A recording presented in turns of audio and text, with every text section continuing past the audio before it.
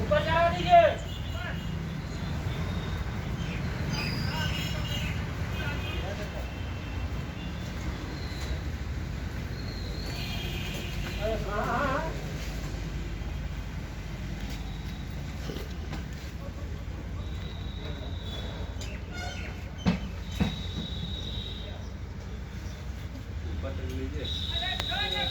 ये वीडियो चला जाएगा यूट्यूब में, डाल देंगे।